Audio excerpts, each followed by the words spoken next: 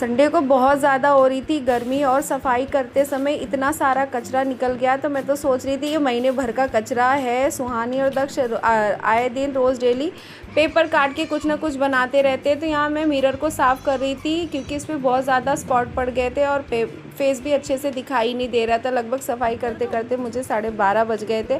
नहा धो के आ गई थी मैं। ये सारे कपड़े लेके जो मेरे स्कूल के हैं मैं इन्हें प्रेस करके रख दूँगी। और रात दोपहर के खाने में बना था कटहल की बहुत ही टेस्टी सी सब्जी। पर सुहानी को खाना नहीं था तो उसने अपने लिए और दक्ष के लिए फ्राइड राइस बनाए थे।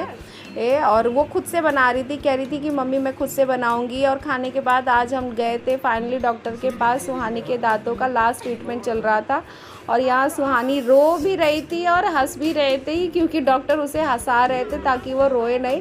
और जब भी डॉक्टर उसके दांतों का चेकअप कर रहे थे ना, वो उनका हाथ पकड़ ले रही थी क्योंकि भाई दांतों का दर्द है, हाथ तो अपने आप चला ही जाएगा, कि दर्द हो रहा है मत पकड़ ले दो। और उसके बाद यहाँ पर हम आ गए थे, जूस पी रहे थे गन्ने का। भाई बहुत गर्मी थी, बहुत ज़्यादा गर्मी थी कि मैंने तो जैसे ही जूस पिया ना मेरे सिर में दर्द होने लगा ठंडक की वजह से। और घर पे शाम को यहाँ पर आ गई थी एक मधुमक्खी, सुहानी के पीछे पड़ गई थी और मेरे चप्पलों पे भी आ गई थी। इसे मैंने बाहर रखने की सोची तो ये टाइल बहुत ज़्यादा गर्म थी और मेरा ध्यान नहीं गया, वापस नीचे आके फिर मैंने इसे उड़ा दिया था। और रात की ये 11 बजे का समय है। यहाँ पर मैं स्कूल ड्रेस और अपनी बच्चों की स्कूल ड्रेस और अपनी ड्रेस को आयरनिंग करूँगी ताकि सुबह मुझे लेट ना हो। फ्रेंड्स, अगर ब्लॉग अच्छा लगता है ना तो प्लीज़ मेरे चैनल को लाइक, सब्सक्राइब और शेयर ज़रूर करें।